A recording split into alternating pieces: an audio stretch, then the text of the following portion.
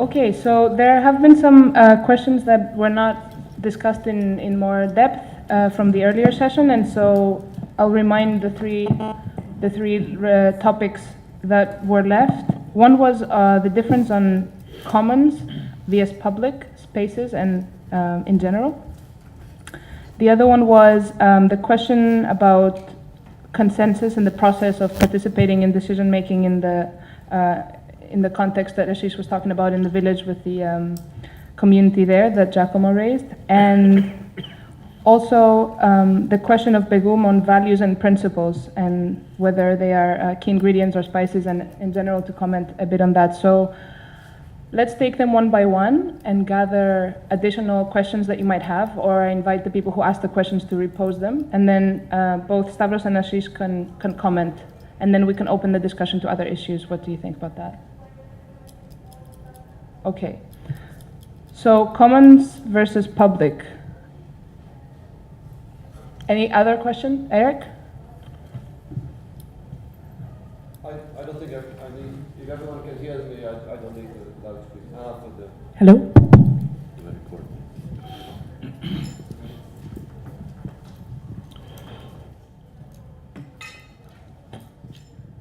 I think we heard in the two presentations quite a set of cute proposals. Extremely cute, they're very public, they're very inclusive. I would love to live in a world like that, however, the world is not like that. So my question is, and that is to both, is that both in the very different ways assumed that the commons is a public affair. I beg to disagree with that, and I would like to suggest that the political moment of commoning is a process of radical exclusion. It's about the production, I would argue and exemplify it in a moment, is the production of a radically exclusive procedure of commoning in a process of politicization. Let me quickly give three historical and vitally important examples for me.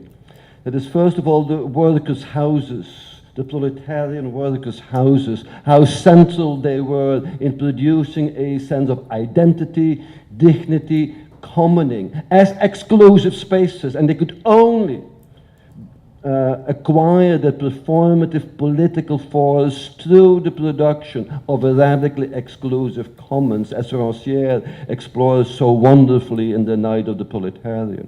Same could be argued about the feminist movement and how in the early days in particular the construction of these radically exclusive but wonderfully common spaces that we called refugee houses, women's houses, etc., which were radically exclusive.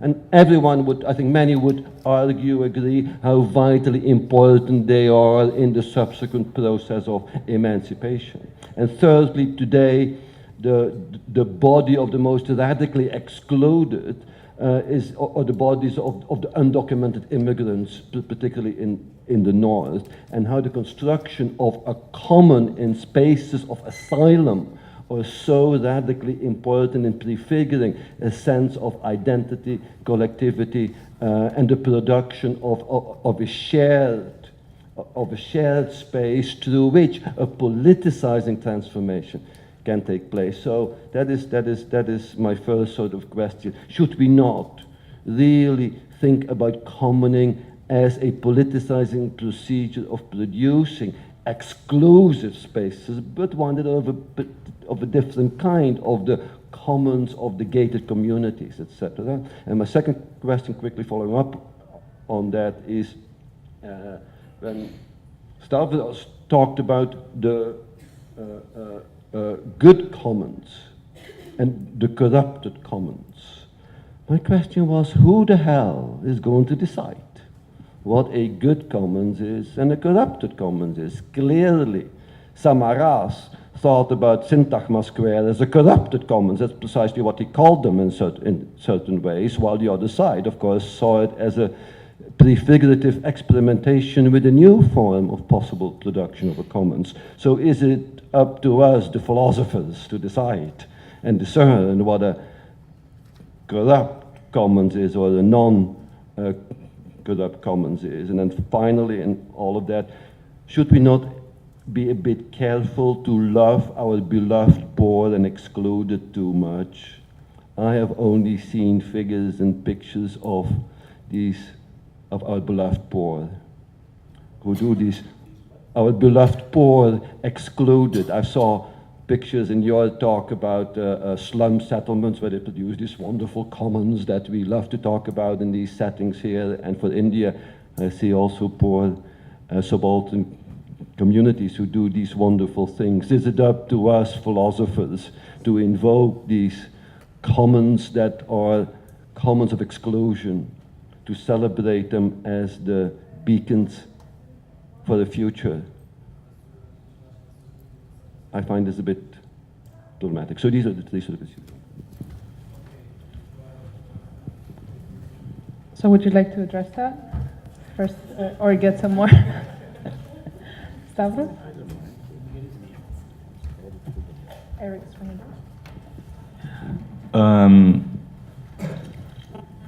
I think that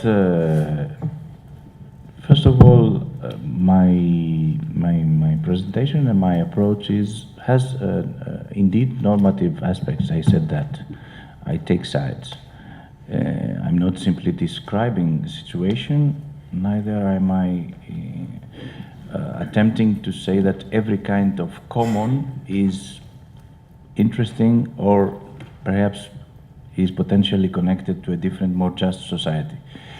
Therefore, although I didn't choose the word good commons, I somehow adopted the term corrupted commons, that is not mine, it comes from Harder Negri, to describe the kind of commons that reverses its meaning because it's not open, because it does not develop in the process of including newcomers in the way Rancière talks about newcomers. So I would obviously suggest, like in a normative approach, that if we want to fight for commons which are meaningful in the process of constructing or attempting to construct a different, more emancipated and just society, we have to describe somehow what kinds of commons, what kinds of processes might possibly lead to this direction. And one of the ways that I tend to answer this question is through processes that are, as I described, the three elements, comparativity, translatability, and the sharing of power, which are indeed processes that sustain open commons. I'm not romanticizing about the commons of the excluded. What I have shown in my examples was indeed not the favelas or the villas miserias in Buenos Aires and admired the forms of organization, but no, what I showed and I tried, first of all, it was examples that they were examples that I have experienced in a way. And secondly, they were examples of a politicized, as you mentioned, intervention on this process that indeed has helped to open the borders, to open the boundaries through which boundaries those societies or those communities were excluded from the rest of the city and the rest of society.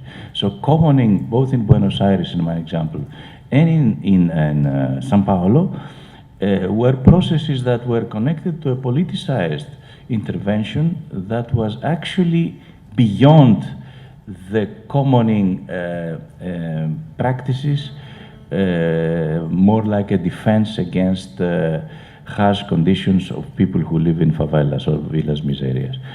Obviously, therefore, this is how I understand commons as a public issue. It is a public issue, but it's not a public issue in a uniform society, it's a public issue in an antagonistic society. And I think I would not hesitate in saying that I'm with those people who try in conditions of exclusion, in conditions of powerlessness, or in conditions of lack of rights, to establish forms that transcend the mere defense. And I admire the inventiveness of immigrants in Athens, or the inventiveness of neo-poor in Athens, which does not result simply in forms of survival with the same good old values of I will survive in spite of everything, but indeed develop from below new forms of collectivities. This is what I try to understand. This is how I problematize commoning, and I think that I'm more or less in this process in which roles and behaviors are clearly apparent. I'm not pretending to be part of villas miserias or more or less immigrant people in Athens, but I'm on the same side and I work towards that direction. I'm not simply an academic. I'm an activist too in that direction.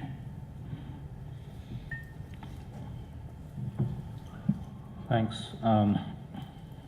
The last sentence that Stavros spoke, I could say in exactly the same words. Yeah, we take sides. I guess all of us, in one way or the other, do take sides. For me, I think what's important in these initiatives, the examples I gave and many others that I can give, are that these are attempts at trying to actually reach towards some of the values that they hold dear and that I share with them, including the ones that I put up on the slide. But broadly, attempts at trying to get towards more ecologically sustainable, more socially just, more equitable societies. Yeah. In doing that, yes, some of these are commons that are also spaces of exclusion. There's no doubt about that. But the exclusion is of those elements which would actually undermine that particular community or society, right? These are not exclusions of other disempowered or excluded people. If they were, I would have a problem. So for instance, in eastern India, northeast India, we have a huge issue of Bangladeshi migrants coming in. And there are massive conflicts with local communities also. Now, these are very complex conflicts because they're conflicts not just, well, they're conflicts on the use of natural resources, which are often scarce. They're conflicts which are ethnic sometimes, Hindu, Muslim, or other ethnicities, tribal, non-tribal, indigenous people, non-indigenous people, and so on. I mean, there's multiple levels and sources of tension and conflict.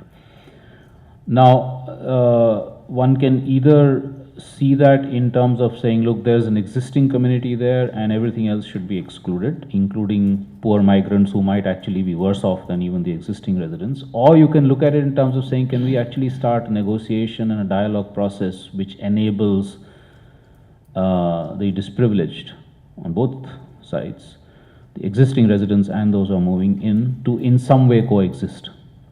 And that actually should ideally be the role of the state, which it often doesn't perform, but it should be the role of the state and or civil society to help, to enable, to facilitate this kind of a dialogue.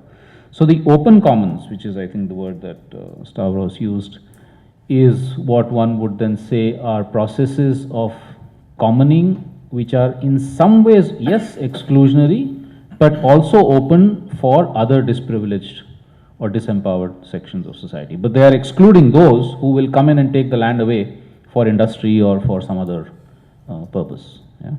So that, in that sense, if you mean that, yes, these are exclusionary, then I agree with that, but I think that's good exclusion.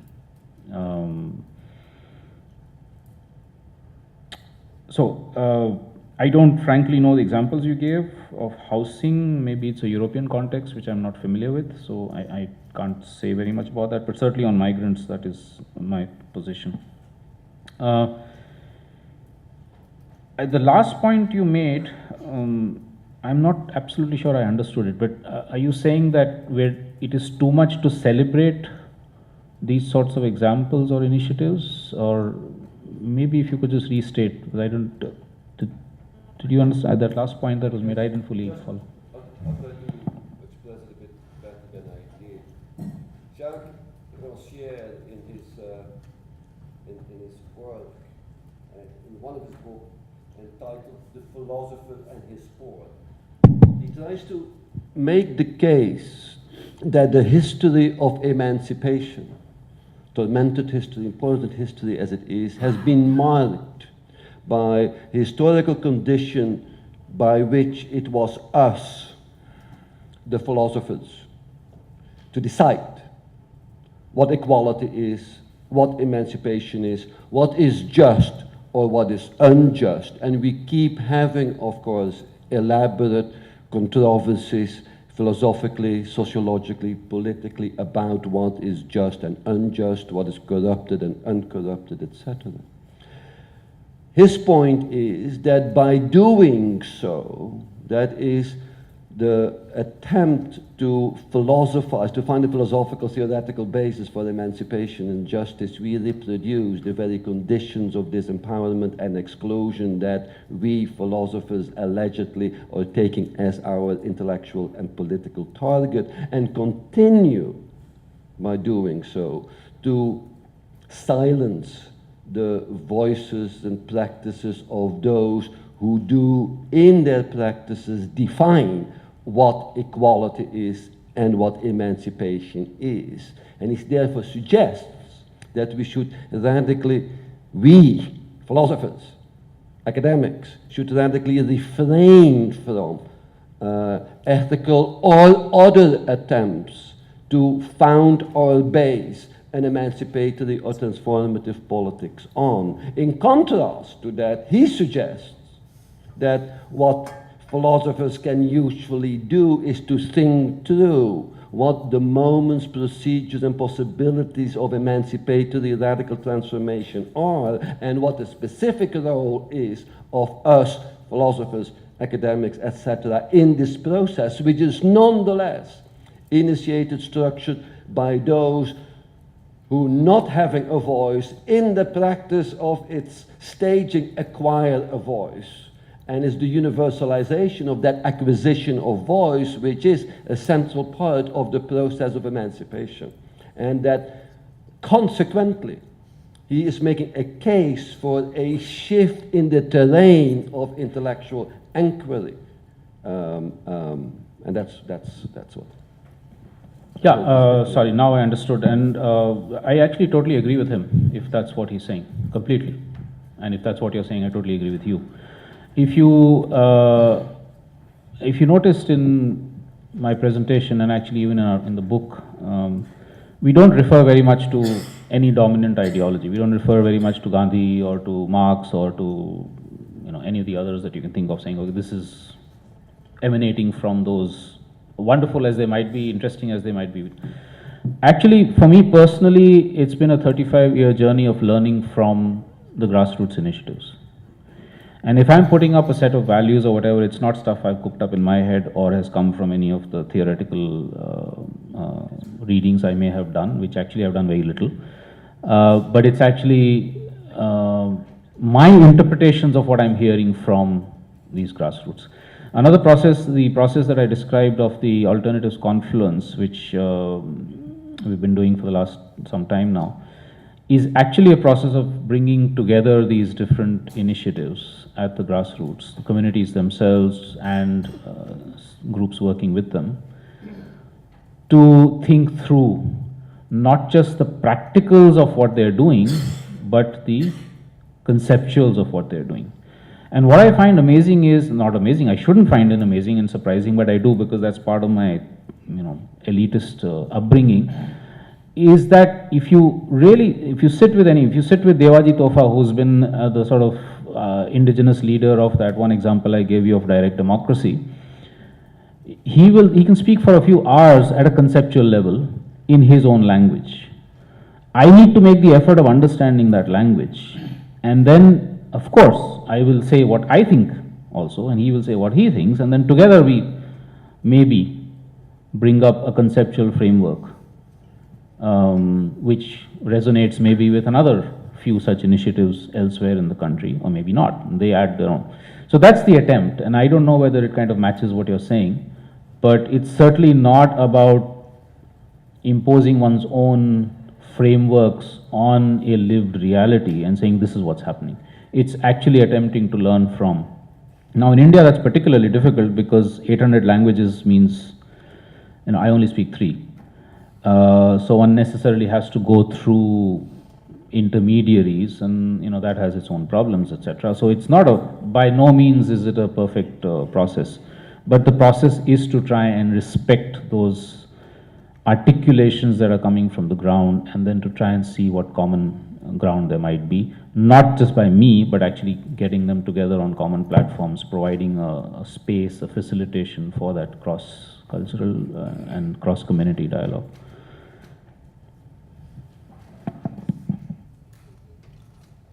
You both. The next issue was on consensus and participation, but maybe you want to clarify? Yeah.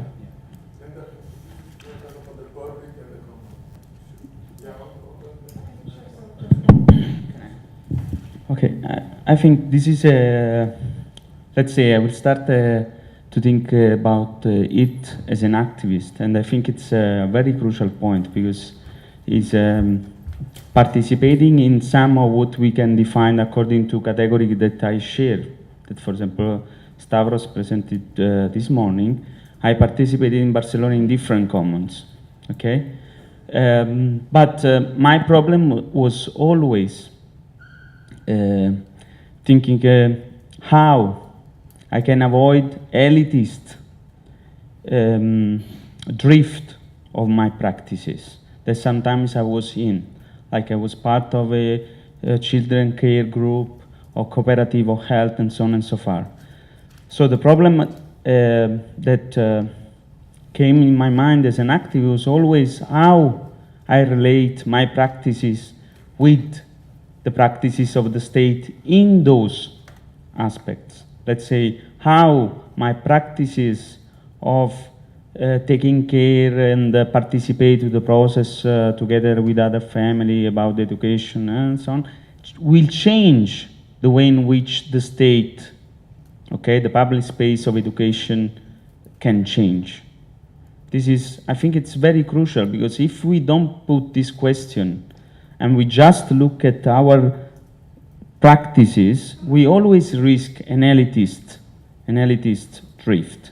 So this is a very crucial point. So for example, in my case, I was trying to experience how the healthcare cooperative can enter the national system and change the way in which now is theorized the idea of health. Now we theorize and practice through the institution the idea, and we fight against disease. I mean, this is a very important, crucial point that we have to think about. And I think this is on the intellectual level is what in a very powerful way Eric is trying to say. But in practice, we can see it. How we universalize, how we avoid elitist practices. No? And this is how we occupy and we change the institution of the state in which we live in. This is very important. And this is, for example, the way in which I think probably, I don't know if we can I can disagree with Eric on that those practices can teach us through the practices and reflecting, I will say as an organic intellectual of those practices, to help me to change the state in which I live in, okay? So I think this is very crucial. I mean, I will not dismiss the practices at all. I think they are very important, because are the practices through which my role as organic intellectual, not as an academic, as an organic intellectual, so as a part of a practices, can help me to reflect on how I enter the institution of health, I enter the institution of education to change it. So I think there are also some other thoughts on this issue of commons and state and institutions. I'm Felipe, I'm from ENTITLE. I have been working a lot in conflicts that I am now understanding. Maybe there is this relationship on commons and what is the public. And one of my struggle is to understand the role of the state, of the multiple agents of the state in this issue. That I would like to ask you something related to that. And the examples that I present to you is in India, the Odisha struggle against the Vedanta mining in a mountain that maybe it was a public land, and they were against the mining arriving there, supported by the state. And then I present you two cases from the Amazon that I find extremely complex and interesting. One is one indigenous group that decided to self-demarcate their land in opposition of the state bringing loggers to a public land. So it was an extremely sustainable logging, let's say, without the technology to extract timber and protect it. But Indians were against that, and they self-demarcated the land against the state in order to appropriate the land, which will belong to the state, but in a different relationship as indigenous land, not as a public forest that could have a mine extraction. And another one is not on land, but on the river. There is one of the most beautiful rivers in the Amazon, the Tapajós River, and there is one project to build 5 huge dams there. And the insurgents of the Munduruku communities, the Munduruku group, I don't know even if you can call them communities, they have villages and then dispersed communities, some huge villages, small one, but there's the insurgency of this group against the building of dams there, 5 huge dams. River is public, it's federal, some parts are from the state, so it's very complex relationship to each part of the state they can dialogue with, and they are facing the army, let's say, a very violent process, and it becomes a very complex debate once other parts of the country, such as people in São Paulo or in other cities, they are reclaiming that this river is public and we need to produce energy there for the development of the country. And then you have one community that want to protect their livelihood. And then I think it was a very, very tense debate in the public opinion. I was always defending the Munduruku, but it wasn't an easy issue to say that this is a public river and the country deserves the development, and they are reclaiming some common other use, but they are also reclaiming that they were defending the whole country for the future of the territory, let's say. Is it related to this question? Great. Thank you. Hi, my name is Lucas. I'm from Zurich. I'm writing a paper on the commons and democracy in political philosophy. And in that sense, I'm very much confronted with exactly these problems of normative and, how do you call it, more understanding the conditions of possibility to enable people to define themselves and their own norms. But I'd like to, my question goes exactly in this direction, and it's more of a practical question in that sense. In the sense of, we see these images and hear these stories of empowerment, I'd say. And still we see demographically, or also in the sort of political landscapes, of large populations voting conservative for conservative politics. And what I mean by conservative politics is supporting capitalist state politics. And in that sense, it goes in this direction of, communal land, commons, that a few people have access to and can use in relation to a larger population that want what I'd call capitalist modernization. And how to go about that? Really as a practical question, because if you have a majority of people not wanting local eco-radical democracy, what do we do? That's. Okay, maybe we take these long questions.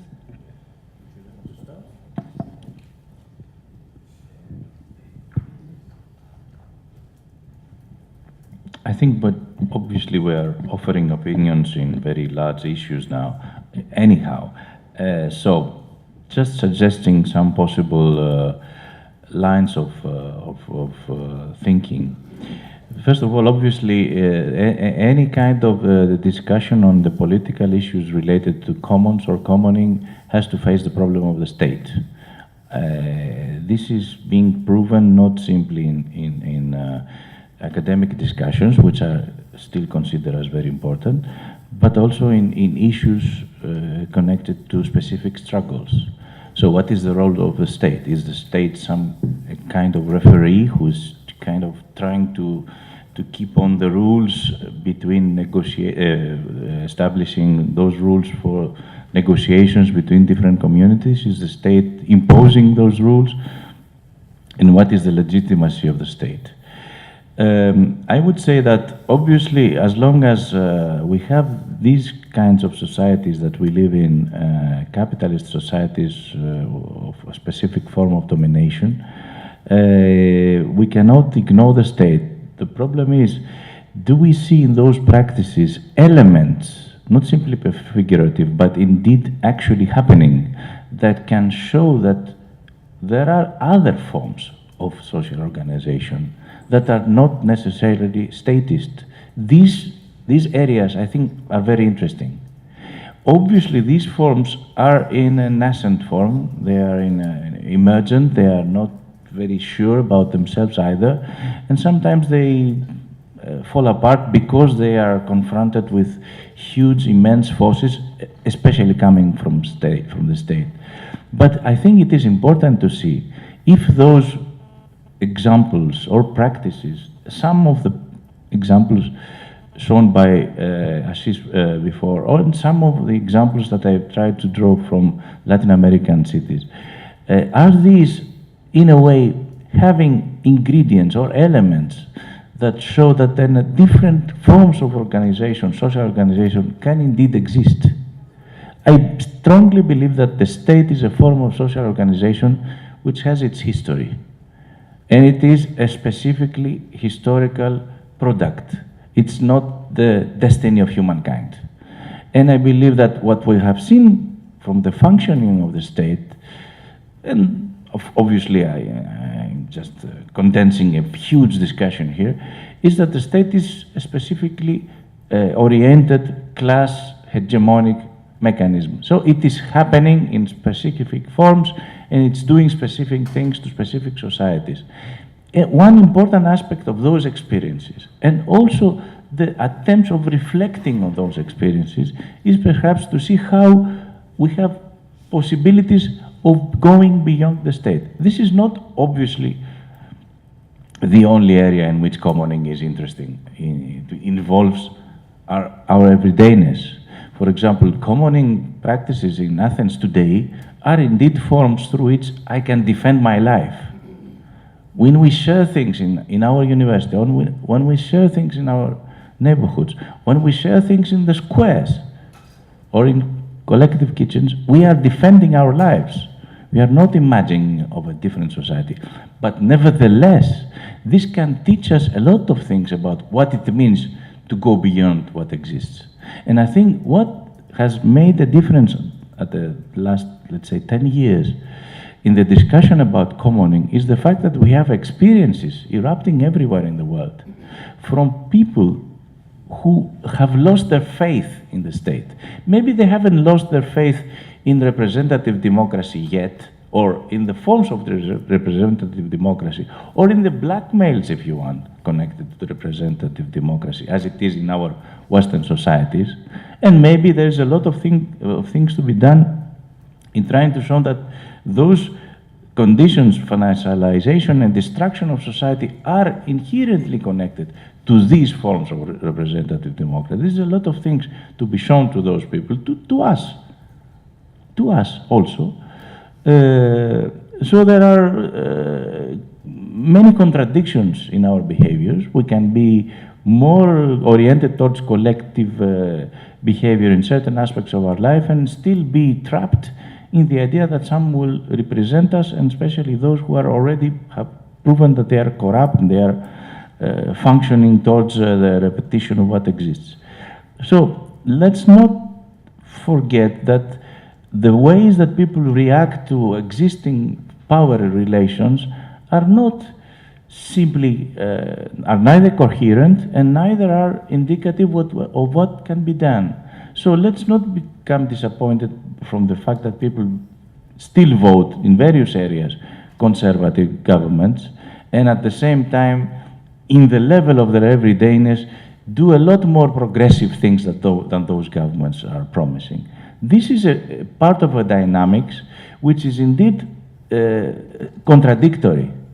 Just to sum my thesis, my suggestion, it's like going back to history. How did feudalism evolve or change to capitalism? It was a long process in which seeds of the next form of society were being contradictorily cultivated or shaped inside the former one.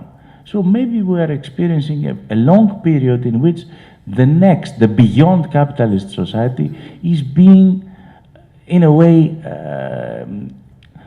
is happening in various minuscule forms inside this society. I cannot think of other ways of how to understand this beyond. I'm not in a position of describing this beyond as if I'm a visionary or a prophet, but I see seeds of this beyond, and I try to take part on those seeds. And this is about the ethics of the philosopher and the poor.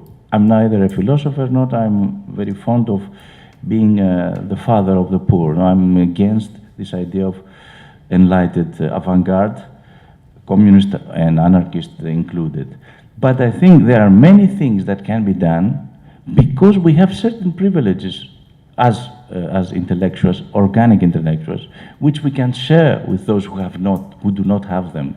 It's important for those experiences to reflect upon themselves. If we can contribute on that, it's really very important. This is what I did participating in Syntagmas or in other initiatives in Athens, or watching and learning from initiatives in Latin America.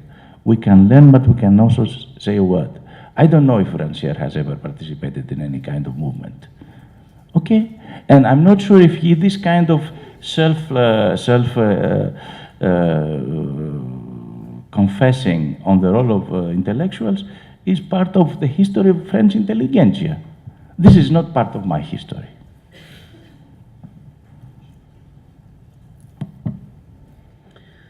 Okay, well, I think building on that, sort of agreeing with most of everything that Stavros just said. Well, let me do this in 2-3 different ways, and also come back to Giacomo's question on consensus, because we still have to deal with that. I think the issue of the 3 examples that you gave, Felipe, including the one from India, which in fact last week I was there with the indigenous people who threw out the mining corporation.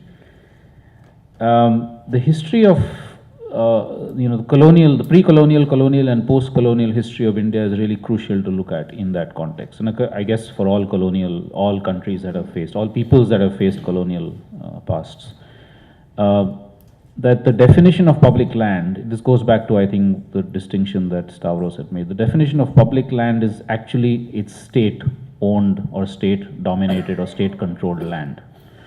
And so those hills and forests in which that indigenous people live and for whom it's been their traditional territory or their traditional, they don't even call it territory because they don't say it belongs to us. It actually belongs to Niyam Raja, who is this sacred entity that governs everything. It's 2 completely different narratives of who does that land belong to or who belongs to that land. Yeah. And so the government takes it upon itself to say we are the ones who will determine what happens to that land because the public has elected us and we own that land technically. Whereas what the indigenous people are saying is that is simply not, we never accepted you as, this is an imposed history on us. Yeah, if you look at the discussions and dialogues even when independence came in India, a lot of the indigenous peoples were saying, what is India? For us, it doesn't make sense. We should be the ones governing this area. We've been living here for 1,000 years, 3,000 years, and we should be the ones. Who are you in New Delhi? Okay, earlier it was London, now it's New Delhi. For us, it makes no difference.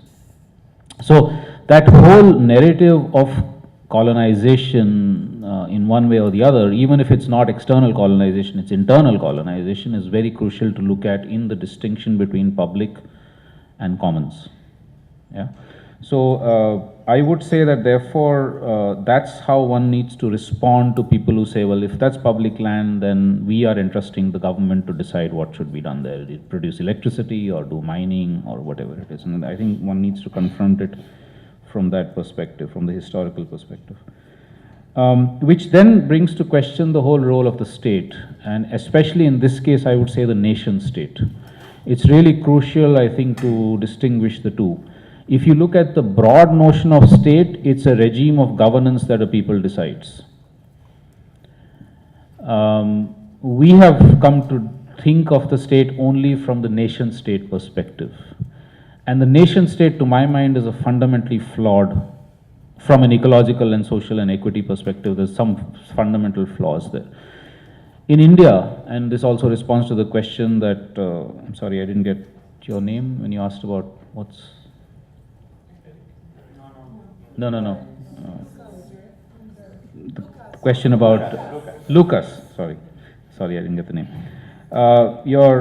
It also responds to your question of why is it that despite all these progressive initiatives, conservative governments are still voted into power. I see it as a complex situation, partly what Stavros was also saying, but to add to that, is that you get this thing where people who are sick and tired of governments not doing what they're supposed to be doing in terms of services and so on and so forth, and so they actually get to becoming self-organizing and so on wherever it's possible, are still stuck in a situation of a nation state which has over the last 60, 70 years built up this whole narrative of there's Pakistan on this side and China on that side and blah, blah, blah. So you need a strong central government. And so they're seeking in one way, or even as they're doing things on the ground themselves, they're seeking that in New Delhi, there needs to be a strong government. And what's a strong government? A strong government is somebody like Mr. Modi, who's currently our Prime Minister, who sort of comes out as being the guy who will save India from all these elements from all over the world, including supposedly extremist elements within India. And so you vote that government into power. It's a combination, it's that. It's also the fact that over 200 years of centralized politics and governance, people's self-confidence in self-governance has been continuously eroded. You will go to most villages in India and say, look, this is what's happening in that village. They'll say, it'll take them a very long time to actually say, yes, we have the confidence to actually do this for ourselves.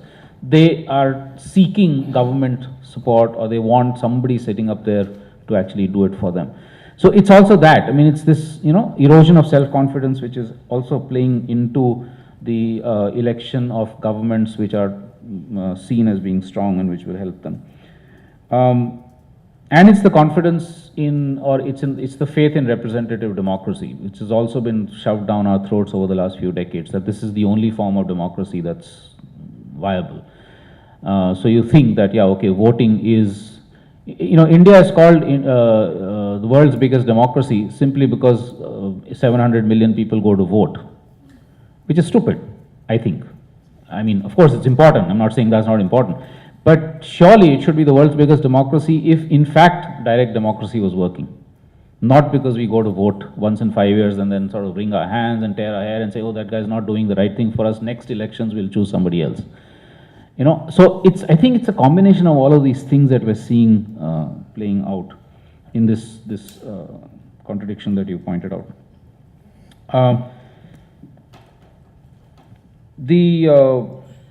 So therefore I think the notion and the confidence that we can have different ways of doing politics, different forms than just the nation state, is something that's that's building up. I think it's building up. You see it in the movements around the world, but it will take, I would say, maybe even a few decades to figure out what those different states could be, different forms of political organizing, and I would even say different forms of state, not nation state, different forms of state as regimes of governance could be.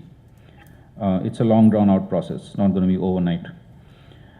Quickly on the consensus thing, Giacomo, you asked me this question in Barcelona also, and I think I wasn't able to give you a satisfactory answer, partly because I'm for myself, I'm thinking through these things. But a couple of thoughts. The image, because you pointed to this image there, is actually a very interesting one. One is, of course, you need to understand the cultural context of the men and the women sitting separately, and supposedly the women seeming like they're sitting on the side. To me, actually, that's a very interesting way by which women, even if not articulate, are able to bring their power to the thing, because they are able to confer amongst themselves sitting like that, and at least one amongst them who might be articulate is able to then present the point of view. Whereas if they were all scattered, it may not happen. So it's a form of, it's a very subtle form of self-organizing, which helps maybe in some cases to balance out the point you made, that in a consensus decision-making process, the person who's articulate, or the people who are articulate, are the ones who are going to be determining the decision. Secondly, this is only one process that happens. In that village, a number of other sub-assemblies are also organized, in which people, before the main assembly happens, they actually are able to discuss this. So the women will meet separately, the youth sometimes will meet separately, etc., or other interest groups will. And those ideas or those opinions can actually then get reflected in the full assembly. Third, even in a voting process, who is to say that what has been articulated before the vote will not influence the process? Surely. I mean, what a politician says before the national elections or a state elections or a local elections surely has an impact on our minds about who we will vote for. So it seems like a more open and neutral process, voting, but I question that, because finally, how does a decision get taken in our head? It's on the basis of who has articulated what, and of course on the basis of my own particular situation, economic, cultural, political situation, etc. So I don't think there's anything inherent in a voting process which makes it less liable to biases and influence than compared to a consensus making process. Having said that, I do agree that consensus has its limitations. We cannot obviously work with consensus at all scales and in all situations. So I would say that I think we should be open to different forms of political decision making, and try to ensure that the processes by which the voiceless, the excluded, the silent, have a voice, that there are multiple processes by which to do that. Make sure that those processes, as far as possible, are in place, whether it is consensus or it's voting or secret voting. I mean, even so, secret voting has the same problems, to my mind. So that's what my response to the consensus. There's lots of other issues, but let me stop here. Okay, thank you. Maybe now we open a little bit the discussion beyond these themes, things that have come up, and I have already Jurgis and Salvatore on the list. Let's collect 3 questions at a time, maybe, and then a lot of people here. I don't know who raised their hands first. Hello. Thanks to both of you for the information and the presentations. Okay, for Ashish that probably doesn't know me, I'm Jurgis and I'm from the ENTITLE group, studying in Greece. So my question, I'm not sure if it's related to this round or the previous one, but anyway, it has to do again with the question of power, but in a different sense. I have the feeling that sometimes when we're discussing about the commons, we deal with powerless people trying to give very specific materialistic answers to their everyday lives, for example, the water management, and this brings up opportunities for further consideration and not the other way around, because sometimes I have the feeling we're doing the other way around. We pre-assume that people want to work on a democratic basis and then find answers to their everyday problems. And I say that because my question is more or less like this. How these initiatives or, I don't know, living common practices and etc. can last in time and scale.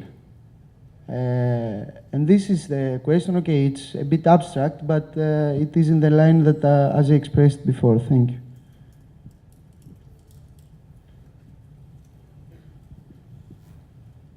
Hello, I am Salvatore, also from ENTITLE, and I would like to think together about two issues. One connected to the relation between commons and commoning practices and what is external to them, and the one connected to the internal organization. So first, I would like to ask, don't you think we should be whenever we talk about commons and commoning, also take into account the issue, as also Eric said before, of boundaries. So that means what also the commons is trying to oppose in terms of processes that can undermine it. And this brings me to the issue of shouldn't we think, when we think of commons, also about resistance?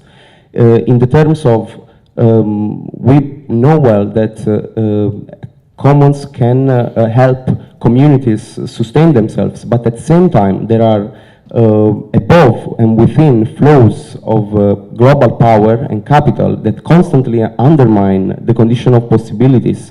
And the biggest that comes to my mind is climate change, that gives also a sense of urgency.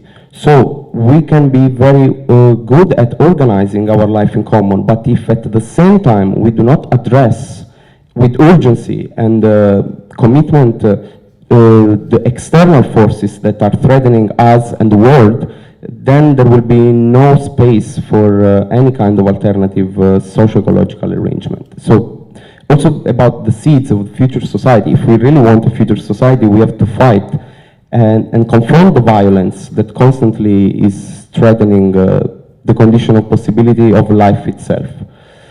And secondly, about the internal organization of the commons, and this is more directed to Stavros, because I found it really interesting, the reflection about the indeterminacy of the commons as the condition of possibility for welcoming difference and tolerate instability.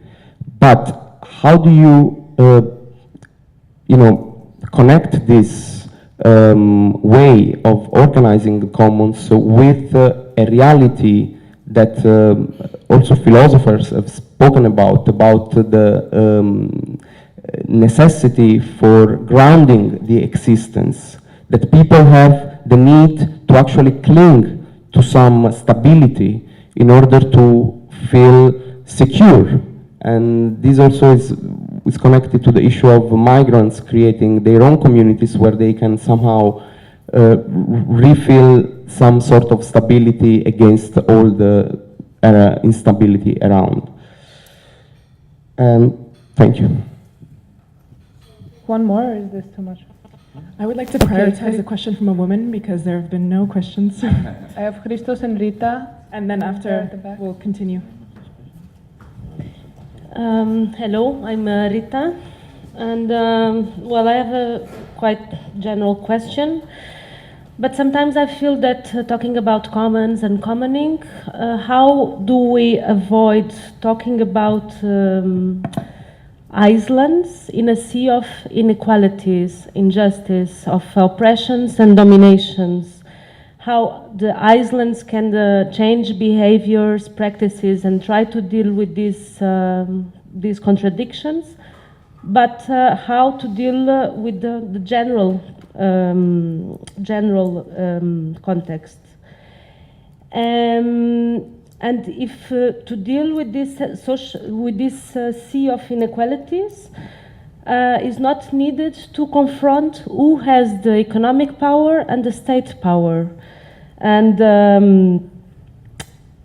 in this sense, how to engage these alternative practices and into also forms of political people that are political activists that confront these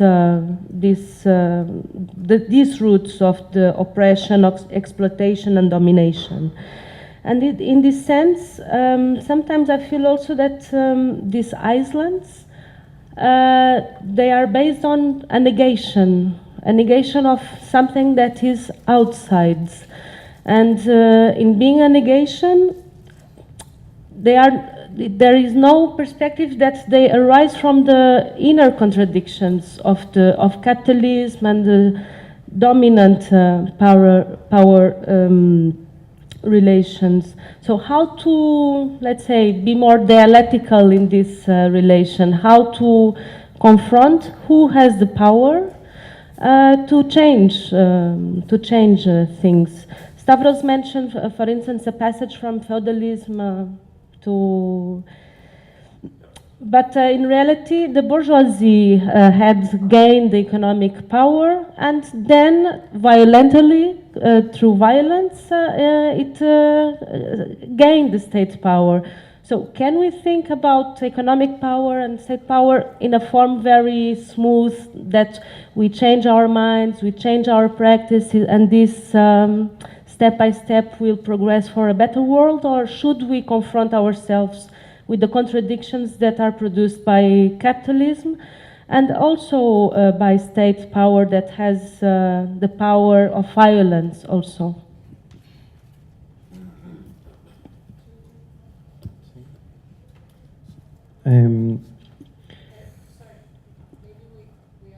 Three, and then we go do another round. Is there going to be another round though?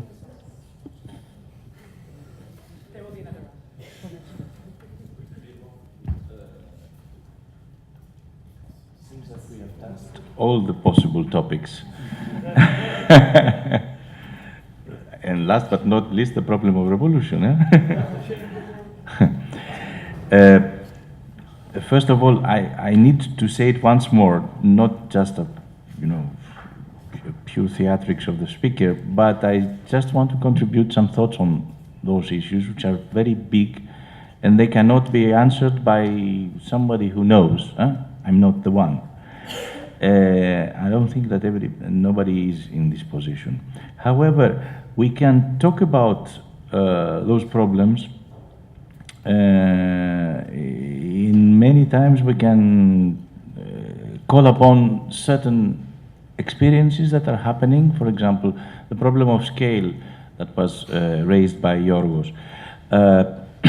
Indeed, and Harvey has done that a lot, saying that, okay, this is for a low, not a very high level of scale discussion. Yes, we can be very good and democratic in our neighborhoods, but what about the change of society? It is in fact true that we have examples of scale, and we tend to ignore them, or we put them in parentheses as if they are exceptions.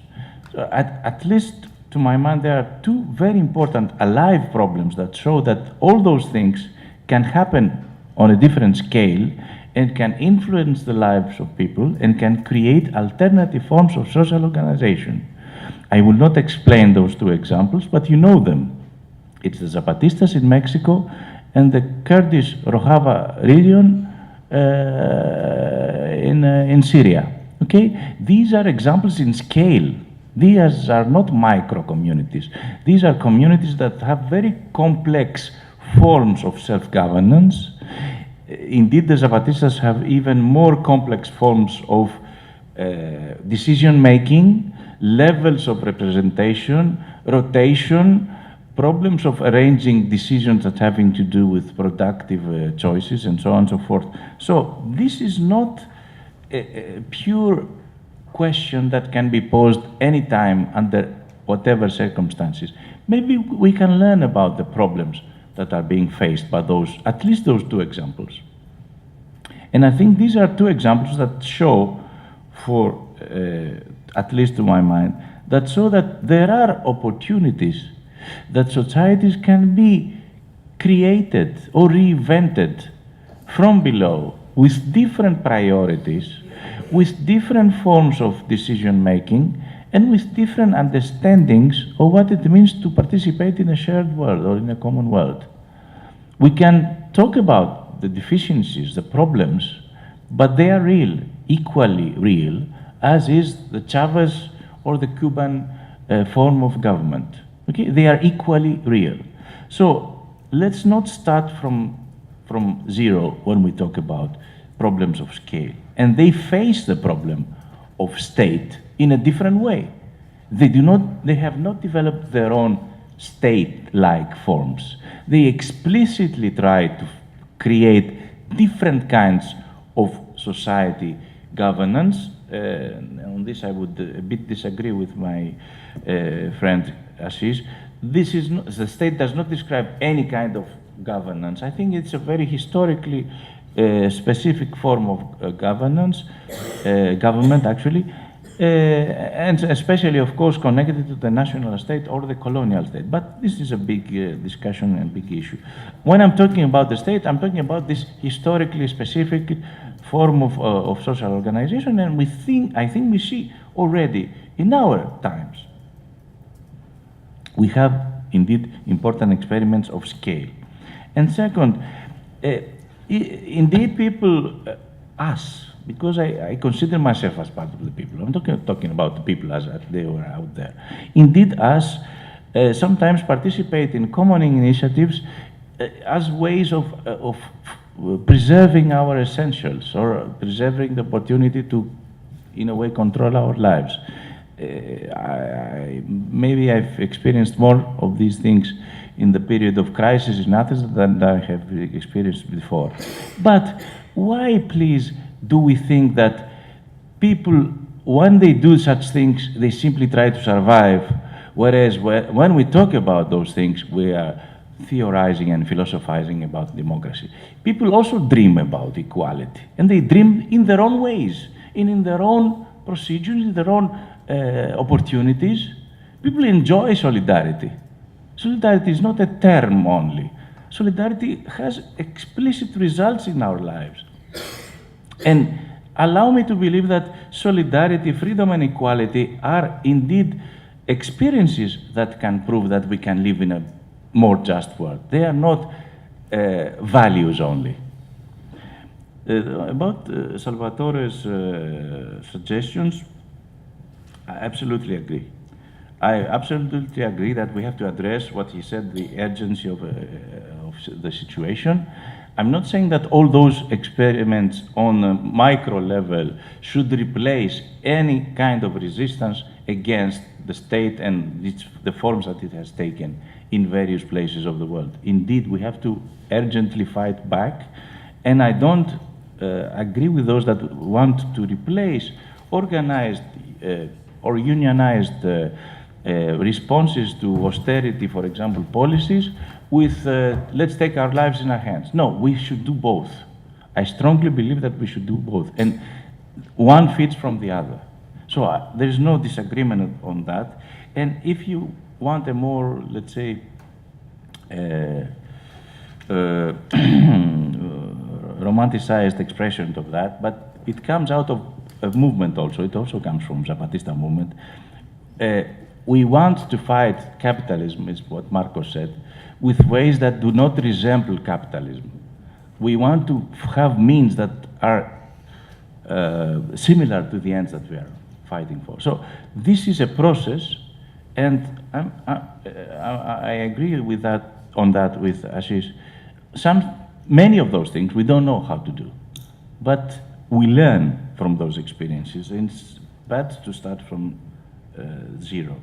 And yes, indeed, communities under threat many times tend to self-enclose, to enclose themselves in a desperate, sometimes, attempt to protect themselves. And this is also should be contextualized historically. Indeed, I would not condemn, in conditions of harsh attack by fascists, those immigrants that try to organize themselves. And I would have been part of those attempts to fight back, or to at least protect those who are not, who are powerless. Yes, sometimes we have to do those things, but let's not make them our ideals. Our ideals are beyond enclosure. They want us to make all our responses in the form of enclosure. We should, in a way, go beyond this self-enclosing process. And of course, I deeply sympathize with all the fights and the struggles who try to protect the most vulnerable. But well, it has a long history on that matter. And last but not least, the islands and in the end revolution later. I'm not obviously saying that all this will develop smoothly as all those experiences and experiments add to each other and you know, pile up to a nice and beautiful social democratic utopia. No, there are bound to be ruptures. Of what kind, I really don't know. I know, however, certain kinds of ruptures that have proven to be not of the way that means should look like the ends. One kind of ruptures that I believe that from our experiences as movements, as political initiatives and so on and so forth, we should question very strongly is this idea of avant-garde and the idea that some are chosen to perform something in the name of others. If this is the idea through which we can again talk about important ruptures or revolutions, I'm strongly against it. But indeed there are periods, and we have experienced periods, in which we have a confluence, is a beautiful word that was used by Ashish, and I very much like the fact that this is a sacred area in India, a confluence of things that might produce very important ruptures. So indeed, but I think that there is also a term that we should add in the process of understanding these kinds of experiments of commoning, if they are to go in the process towards the direction of changing in various ways the society. And this is the fact that we should not understand them, we should not accept them as islands.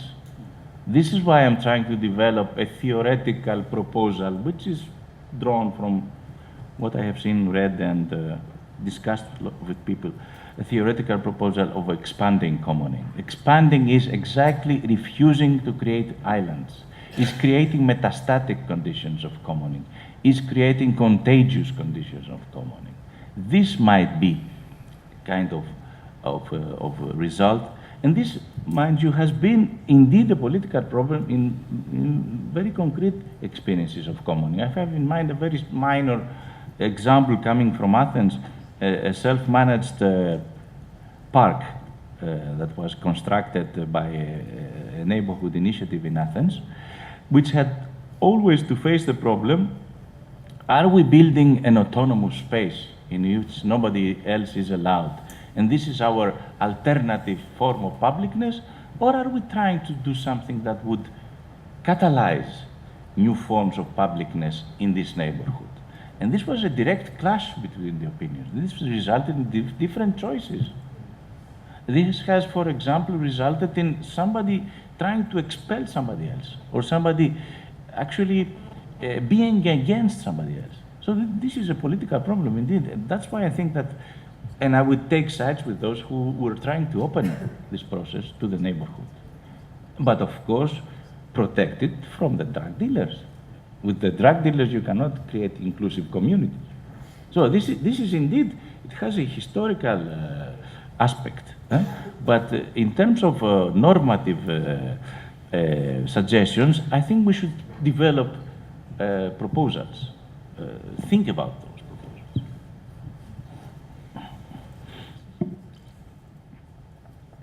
Okay, not going to repeat anything of what Stavros said because I agree with all of this. On the issue of the state, I think at lunch we'll sit because I want some of your understanding of what the word state is. So we can do that at lunch. On time and scale, I think going beyond, just building on what he said, I think the one of the biggest issues that a lot of these initiatives on the ground face is the threat of the dominant political and economic system. So the ability of actually networking amongst these initiatives in order to actually sustain themselves is absolutely crucial. Which also relates to the island, the question of islands, because yes, many of them right now are, in some way or the other, they're islands, but the more they're able to actually get together, network, learn from each other, build common space, common grounds, build solidarity networks with civil society, and so on and so forth, the less they are islands. Not just in a physical sense, but also, I think, crucially in the sense of ideas and mindsets and the shifts of mindsets that are needed. But let me give you a quick example of this, which is actually playing out on the ground right now. It's not as interesting and dramatic as the Zapatista and the Kurdish one, which Stavros mentioned, but somewhat, which is the overturning of 200 years of history of forest enclosure in India by a groundswell leading to a legislation, and there also you see somewhere maybe a little bit of a progressive role of the state. A legislation which actually allows or which enables and mandates communities to take community control back over forests. And we now have about 1 million acres in India which actually communities have reclaimed as their commons. How did this happen? Well, as I said, there was a groundswell of forest-dwelling communities, indigenous peoples asking for this.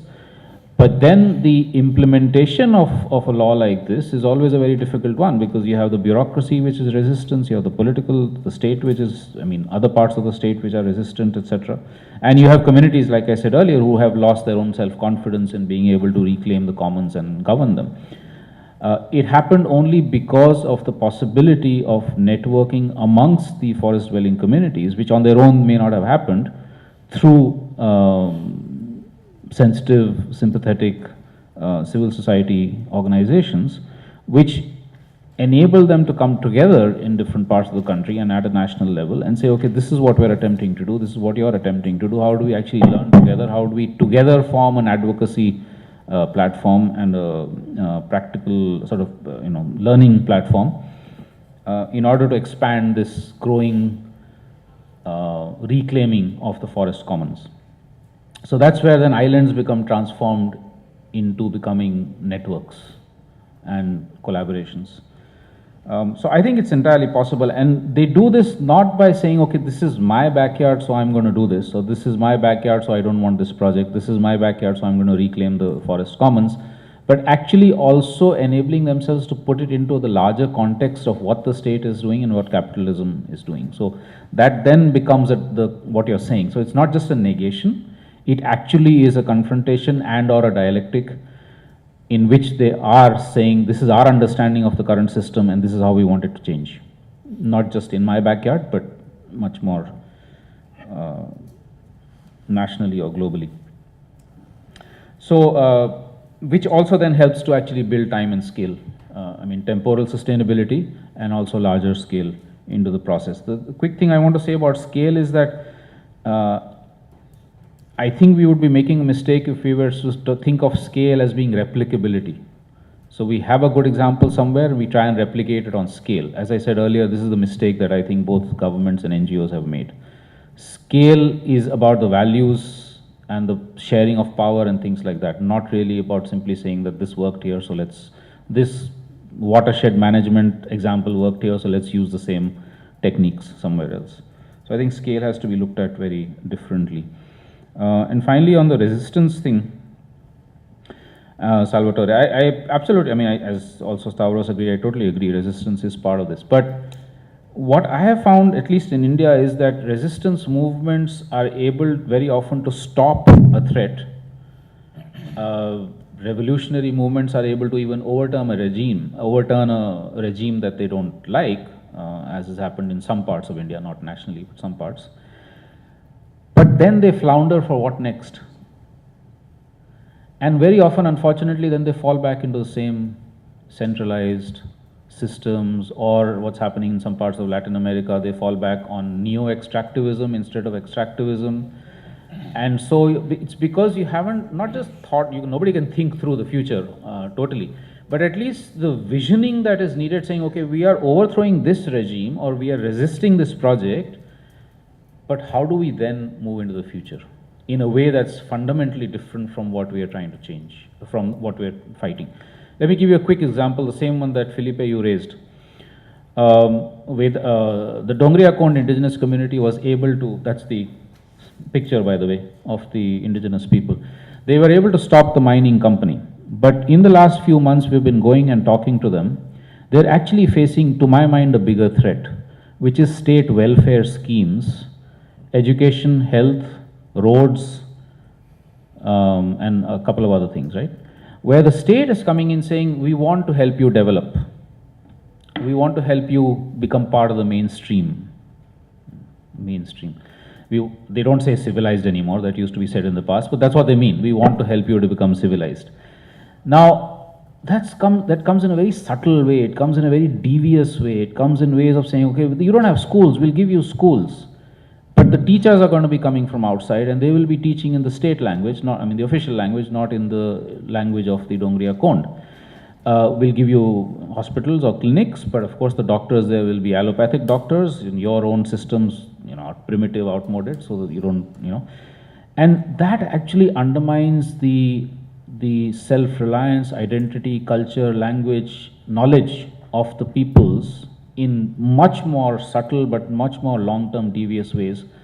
And so it's easy to confront a mining company. It's much harder to confront something like this when it comes in ways that are supposed to be benevolent and good. And so therefore, what we're trying to do is to work with them and say, look, let's at least discuss these issues. Maybe there are examples of alternative education, alternative health, etc., that other indigenous people or other communities have developed, have been able to work out as an alternative to the state welfare schemes, which will help you to retain what you want to retain, but also help you to get from outside what you want to get, but on your terms, and in ways that are sort of, help maintain the forest and the local knowledge and things like that. That's a huge challenge. And I think we focus so much on resistance and protest and so on, which we have to. We have to obviously continue doing it, but we simultaneously need to envision different futures. And that, I think, comes from these sorts of examples that I gave and many others around the world. So even if it's a small one village thing, to me that's the value of that example, saying, okay, here is a real alternative that could be learned from, and a resistance movement then put it into place in their area on a larger scale or whatever. So, okay, it's 1 o'clock and we have how many questions more? 3 for sure? Okay. I have here Christos, I can't remember your name. No, the one at the back. Yes, you and Maria that I saw before. No? Okay. Shall we take quick questions now, like 2 or 3, and stay for 10 minutes more, or would you rather take it all to the afternoon session?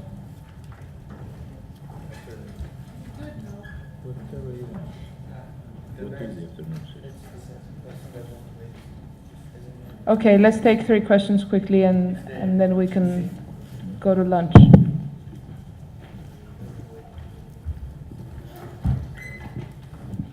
Thanks. I'll try to be as quick as possible. I think my question was kind of bringing together the commoning part and the consensus part. That's why I was waiting to ask it, because I thought we're not discussing consensus yet. Because I think in a sense, they're the same. Oops. They're the same mobile that rings all the time when you want to ask the question you've been waiting for. Because I think in a sense they're probably different aspects of the same issue, that is, what is the meaning of the collective? So first I kind of had a reflection on after Eric's point about commoning and about the importance of exclusion, which of course limiting things, putting borders is important, I can see that, but I also have a problem with celebrating exclusion as well. And I come from a strongly normative perspective on that, I acknowledge this, because I cannot see how we can change the world in the same way and using similar tools which have been used to create precisely the world that we don't like and the world that we reject. And I think exclusion has been key in this aspect, in creating the world that we know and we want to change. And I was also thinking that apart perhaps from being normative, also we can have empirical evidence of inclusion functioning. For example, in Barcelona we have this new municipal government now, which is part of it was part of an initiative which is called Barcelona en Comú. This whole thing, as people like Melissa know pretty well, started from a platform, a civic platform, that tried to fight for the rights of people who have mortgages and they have been evicted, they were evicted by the banks. Only by inclusion, or not only by inclusion, but inclusion, opening up to different social movements and to different priorities also, help them move from being one very specific issue-related initiative to becoming a social and political force. And after that, they opened up even more and became a coalition of social and political forces that permitted them to take part in the elections and win the municipality. So they were opening up as they were going, getting more issues as well and more priorities into what they were doing and to what they were looking for. And they ended up winning the municipality, and who knows what comes afterwards as well, which is quite hopeful, I think, and you agree with that. And which takes me to the issue of consensus. And I think Stavros said something with which I very much identify. You said that you spoke about the importance of stepping back when we participate in processes where consensus is important, and I very much identify with this. I agree. I couldn't agree more. But I do acknowledge that there is a problem. What happens when you want to step back? And this is something I have found personally. This is a personal experience. But others don't want to step back. They just want to reclaim the power or the power vacuum that you leave in order for other voices to be expressed. And I mean, I do this consciously, and I will carry on doing it, but I also see this situation happening. It's frustrating personally, but it also frustrates the whole process of getting into consensus. So I was wondering, how do you navigate with this, and what is your point of view? Perhaps also Ashish wants to say something on it. And finally, just a very, very small point on this elitist drift and what also Stavros said about Transhere having participated. My experience of participating, I've been participating like for 4 years now in a squatted community gardens project, and I have in a project where 60 to 70% of the people who participate are working class people, 70 to 80 years old people, with whom we do assemblies, and I sometimes facilitate the assemblies. I have absolutely no power as an academic there. If I speak in the way I speak here, they will not understand anything. And not only they will not understand anything, I'm so powerless because I don't have the tools of a different language in order to convince them and to exercise power upon them. So I think at least my experience and the reality of participating, of opening up and becoming inclusive, is that in the end you do diffuse power and you do have to change the way you go about things and collectively form priorities. So, thanks.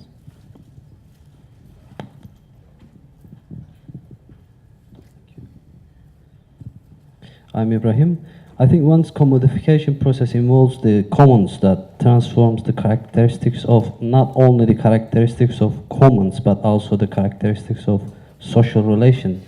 Then there the social struggle involves manifest, which could be one of the many interpretations of social movements organized around the space, like squares in Gezi or Athens.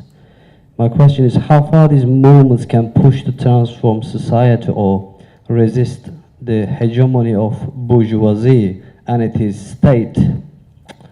If these movements fight the commodification process, in another word, capitalist modernization, what are the demands of these movements in material worlds too, not only imagination? Where are these movements leading society or leading to? Thank you.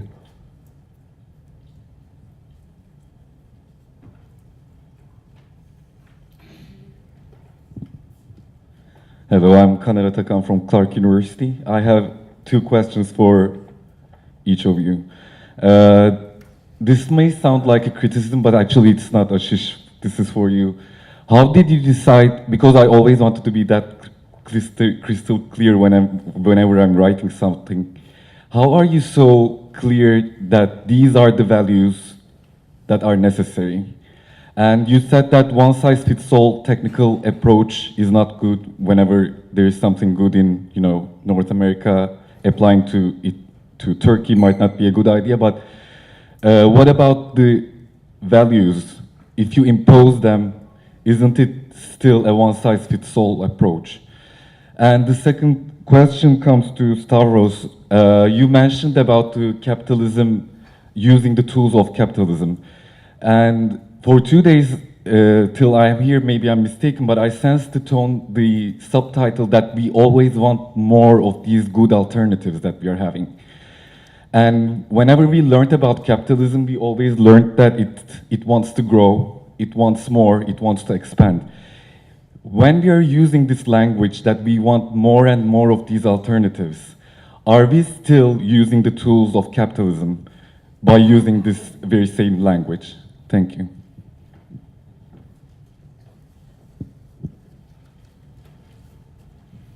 We'll come back in the afternoon.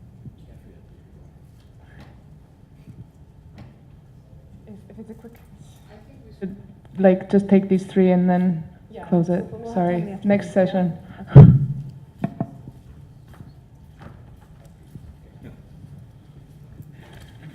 Okay. Well, I think Christos sort of more comments and additional comments to what we've said rather than questions. I'm just trying to look at whether, well, just maybe a quick comment back on your comment about inclusion and exclusion. I, again, completely agree with you that I think these movements have to be inclusive and not exclusive. Nevertheless, there will be things you still need to exclude or people that you still need to exclude. So it's always a balance, no? I mean, it's like you're still excluding those that will threaten, fundamentally undermine what you're trying to do.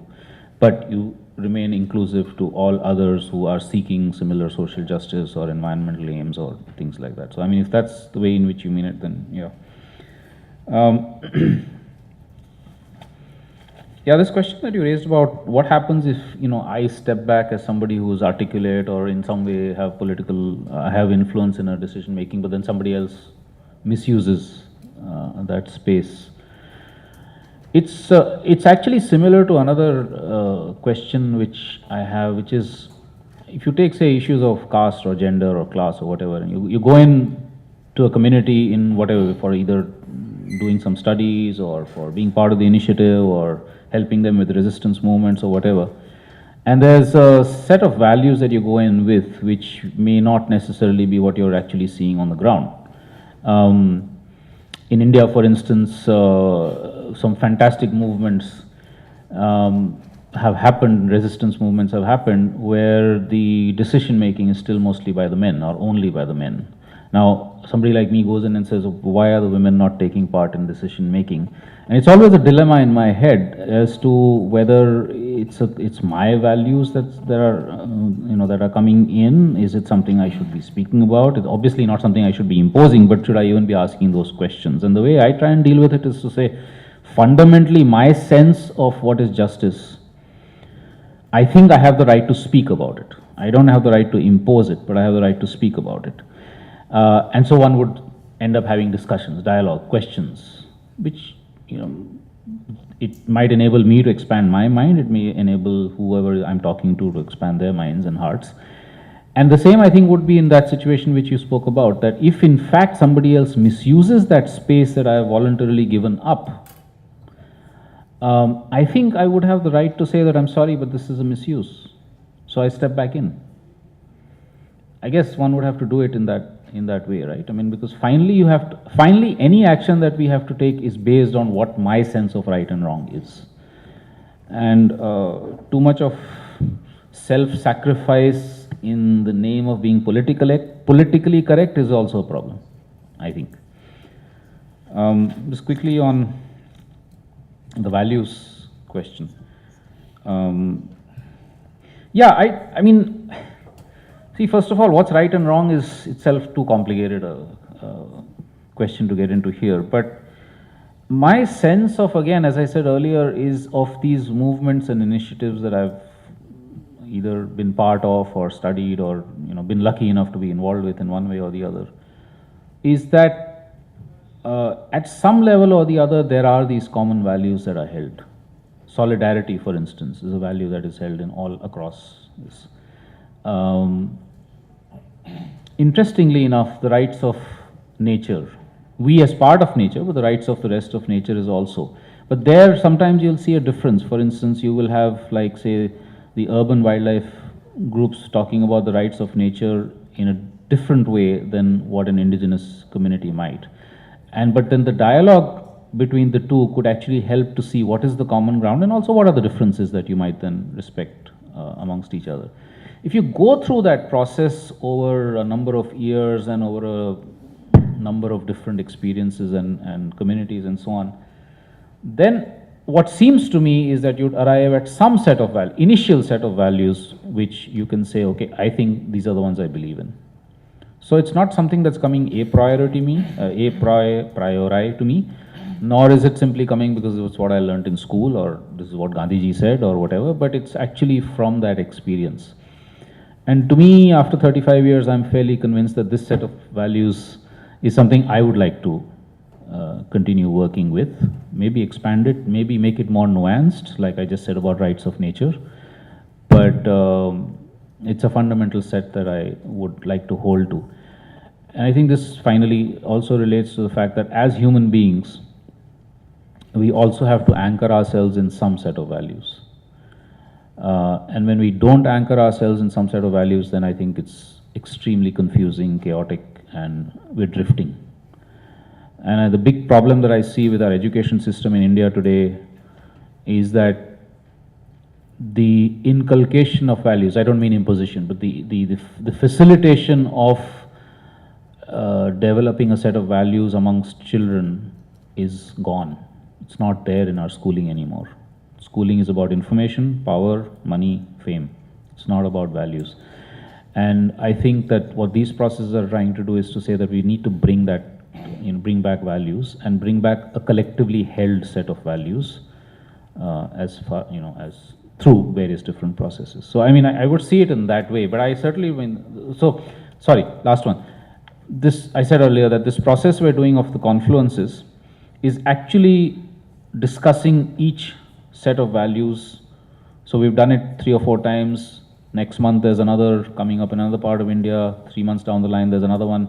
This set of values that's come from the earlier confluences is going to go into the next few confluences, and we're going to keep discussing it. Maybe new things come up, maybe old things are in, like we had a disability rights activist in the last confluence, and he said, yeah, I'm fine with the set of values, but I think where is inclusion?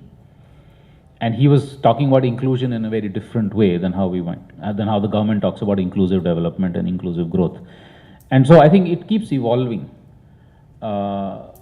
And either getting reinforced or questioned, but it keeps evolving. I think that's how one needs to do it, rather than say, okay, here it is, this is my set of values, and I'm going to stick to it forever and ever.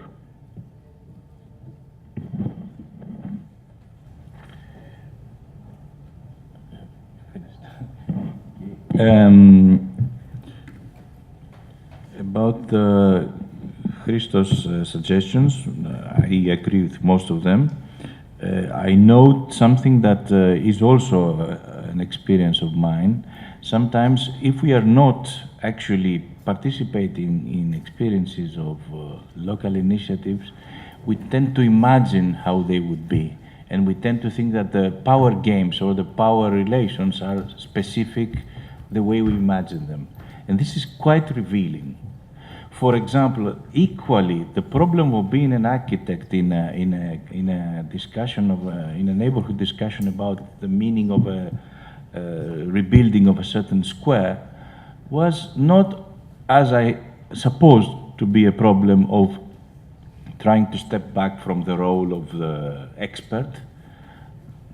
Quite the opposite. People were already powerful enough in their opinions of how they would like to be their space, their square in the neighborhood. And I was impressed, although I wanted not to be the architect, and I said, okay, I can contribute to this discussion about how a square should be, and this square is destroying our lives if it's going to be finished and constructed the way the plans are.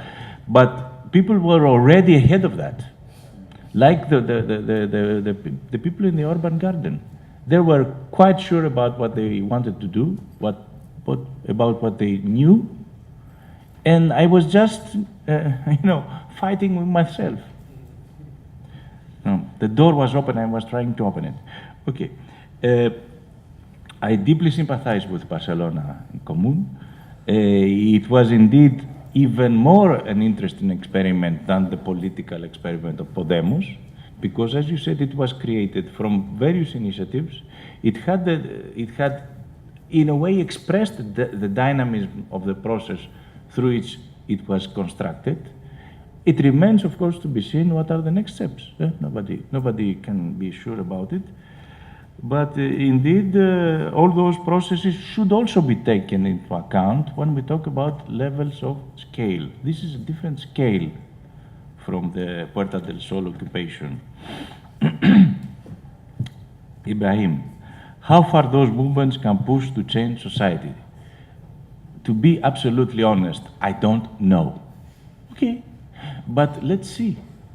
I mean, is the result in your recent elections completely uninfluenced? I don't know the word now, I'm a bit tired and my English is deteriorating.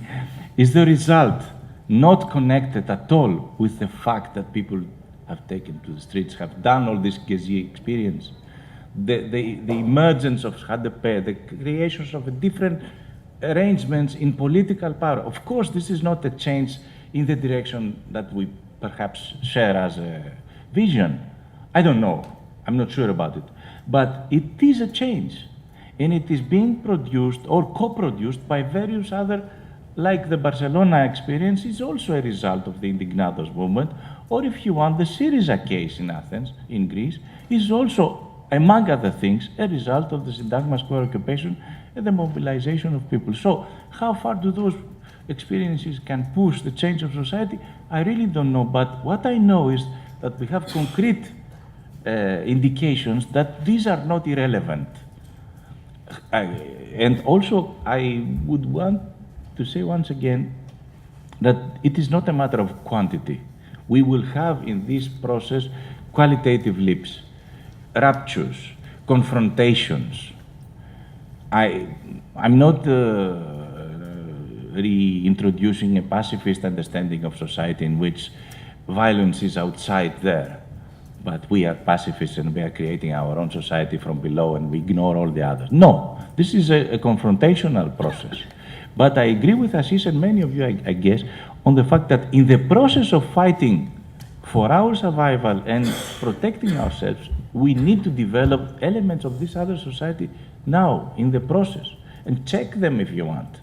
This is perhaps the most, if you want,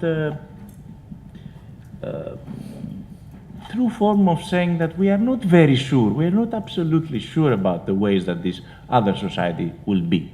We are not utopian thinkers developing a picture of the future as it should be and then saying, let's find ways to go there. No, we are walking and thinking about it, and we need those experiences, not only to protect our lives, because they are essential for our lives, but also to find out how else could things be. And I think the importance of progressive governments or progressive political organizations inside this system is more or less that. Is it opening spaces for practices that can show that things have been otherwise? People need to see that things can be otherwise. It's a long tradition of the left and the anarchist movement of describing capitalism as absolute catastrophe. It is absolute catastrophe. We don't need anymore to say that to people. They see it. We need to convince ourselves and all the others that there is a possibility of a different society. And this can be shown not only by reading books about it, but seeing how things can be. Seeing that solidarity is better than aggressiveness, that it creates indeed very rewarding human relations. Not because it is good, but it is also part of our experience. So, and then we go, Caner, to the problem of values. If you want an aphorism, the problem for me is not being normative. The problem is hiding it. We are all normative. We are all involved in values. And we suffer as academics sometimes with this, imaginative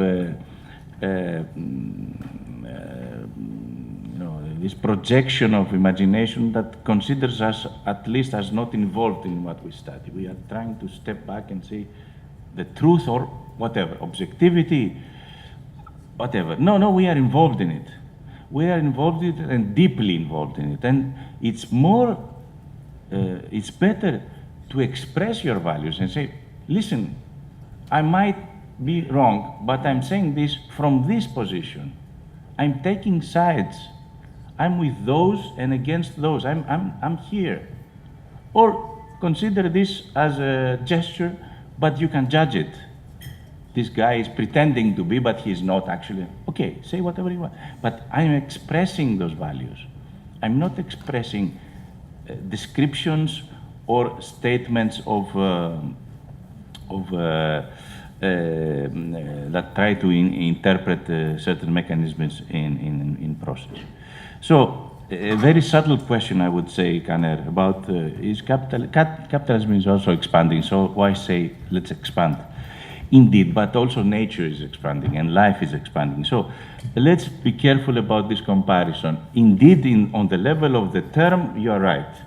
But what is capitalism doing by expanding? Not including, excluding, and taking advantage of. That is, destroying some people, and certainly not inviting people to co-produce this expansion. Okay, so this is a system which destroys through expanding. Let's find a way of inventing, creating through expanding, like life. If we want to make this comparison more specific. So it's not a quantitative expansion that I'm talking about in commoning. I'm talking about a process in which all those who are invited are co-producers. It's a huge difference. They are not invited to something which exists apart from their presence, apart from their ideas, No, let's see what we can do. Of course there are some principles, but these principles are already developed in the process. Just a final example. The assembly of Syntagma Square was a revelation for me, because it was not of the kind of assemblies that I was used to. And I have to admit that I'm, in my earlier years as a union student, I was very good in convincing people about the rightness of our approach as that part of left against the other part of left, which was always, of course, the most fierce enemy.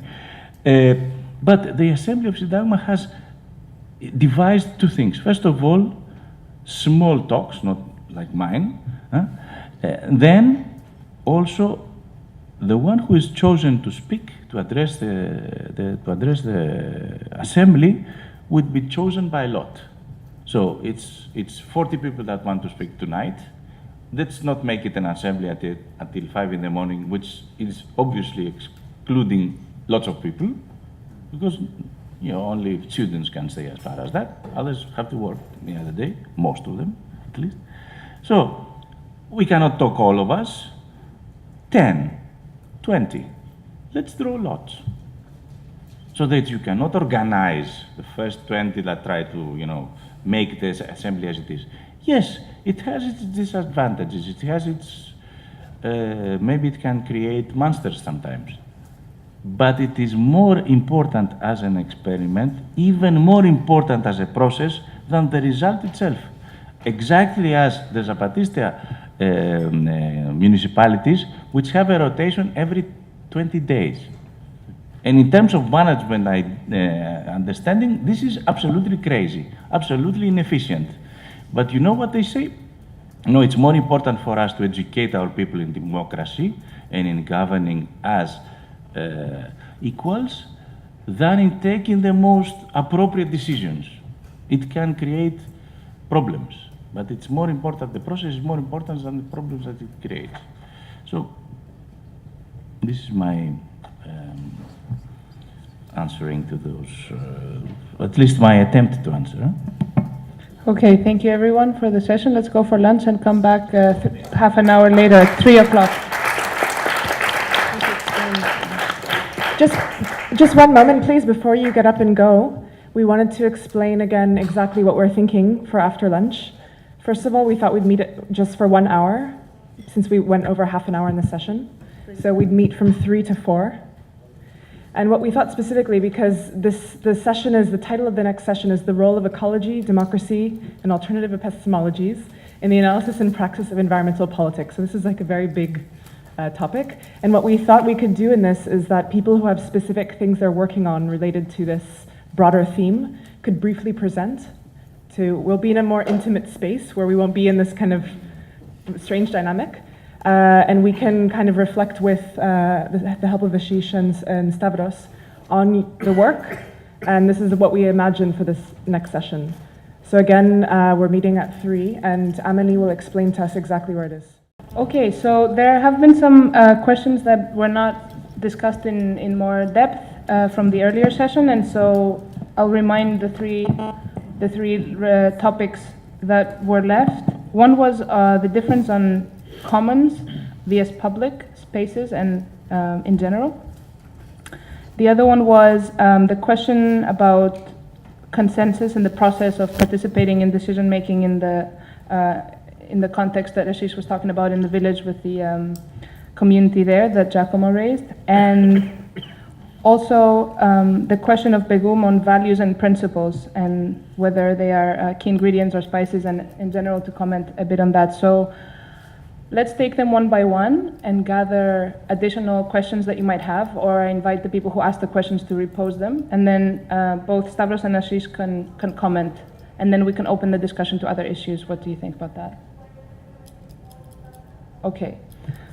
So commons versus public. Any other question? Eric?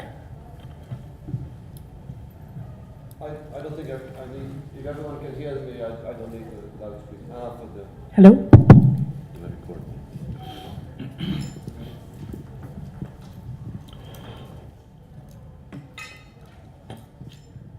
I think we heard in the two presentations quite a set of cute proposals.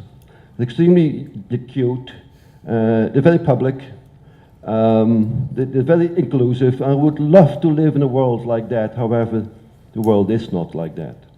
So my question is, and that is to both, is that both in the very different ways assumed that the commons is a public affair. I beg to disagree with that, and I would like to suggest that the political moment of commoning is a process of radical exclusion. It's about the production, I would argue and exemplify it in a moment, is the production of a radically exclusive procedure of commoning in a process of politicization. Let me quickly give three historical and vitally important examples for me.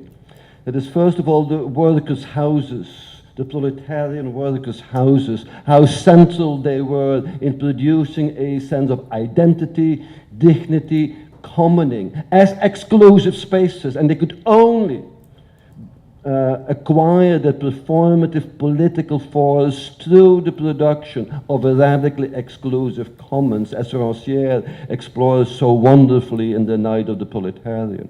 Same could be argued about the feminist movement and how in the early days in particular the construction of these radically exclusive but wonderfully common spaces that we called refugee houses, women's houses, etc., which were radically exclusive.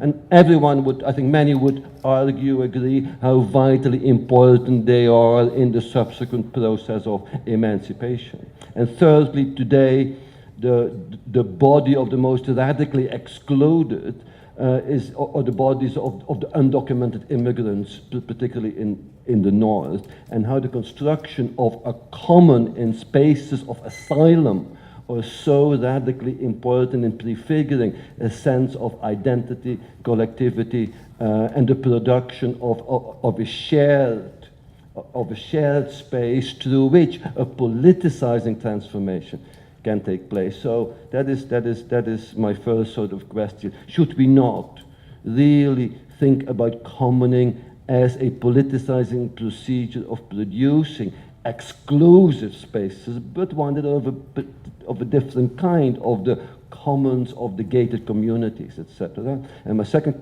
question, quickly following up on that, is when Stavros talked about the good commons and the corrupted commons.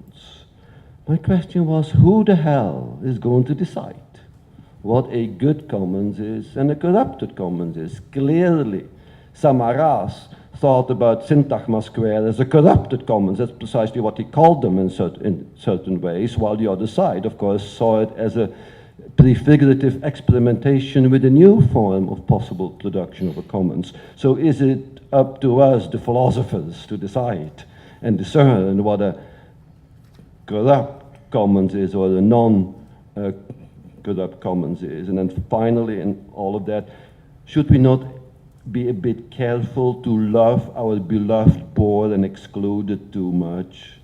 I have only seen figures and pictures of our beloved poor, who do these, our beloved poor excluded. I saw pictures in your talk about slum settlements where they produce these wonderful commons that we love to talk about in these settings here. And for India, I see also poor subaltern communities who do these wonderful things. Is it up to us philosophers to invoke these commons that are commons of exclusion, to celebrate them as the beacons for the future?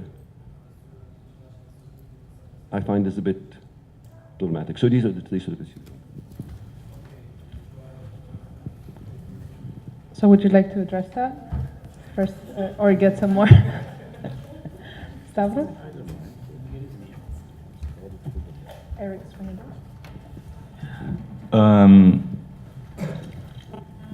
I think that first of all, my presentation and my approach has indeed normative aspects. I said that I take sides. I'm not simply describing the situation, neither am I attempting to say that every kind of common is interesting or perhaps is potentially connected to a different, more just society. Therefore, although I didn't choose the word good commons, I somehow adopted the term corrupted commons, that is not mine, it comes from Harder Negri, to describe the kind of commons that reverses its meaning because it's not open, because it does not develop in the process of including newcomers in the way Rancière talks about newcomers.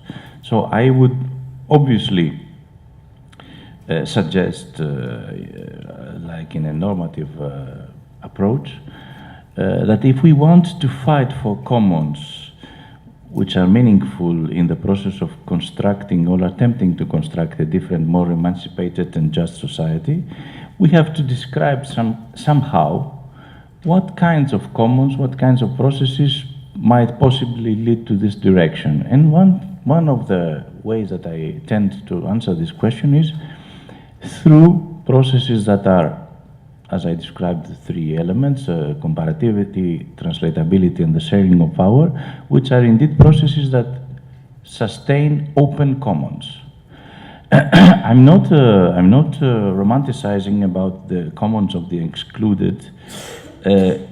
What I have shown in my examples was indeed not the favelas or the villas miserias in Buenos Aires and admired the forms of organization, but no, what I showed and I tried, first of all, it was examples that they were examples that I have experienced in a way, and secondly, they were examples of a politicized, as you mentioned, intervention on this process that indeed has helped to open the borders, to open the boundaries through which boundaries those societies or those communities were excluded from the rest of the city and the rest of society. So commoning, both in Buenos Aires, in my example, and in São Paulo, were processes that were connected to a politicized intervention that was actually beyond the commoning practices, more like a defense against harsh conditions of people who live in favelas or villas miserias. Obviously, therefore, this is how I understand commons as a public issue. It is a public issue, but it's not a public issue in a uniform society, it's a public issue in an antagonistic society. And I think I would not hesitate in saying that I'm with those people who try in conditions of exclusion, in conditions of powerlessness, or in conditions of lack of rights, to establish forms that transcend the mere defense. And I admire the inventiveness of immigrants in Athens, or the inventiveness of neo-poor in Athens, which does not result simply in forms of survival with the same good old values of I will survive in spite of everything, but indeed develop from below new forms of collectivities. This is what I try to understand. This is how I problematize commoning. And I think that I'm more or less in this process in which roles and behaviors are clearly apparent. I'm not pretending to be part of villas miserias or more or less immigrant people in Athens, but I'm on the same side and I work towards that direction. I'm not simply an academic. I'm an activist too in that direction.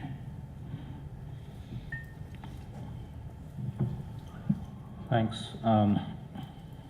The last sentence that Stavros spoke, I could say in exactly the same words.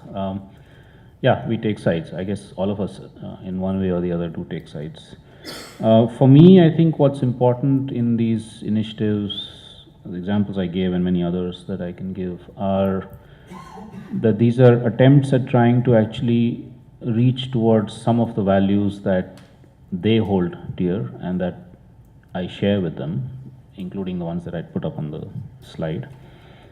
But broadly, attempts at trying to get towards more ecologically sustainable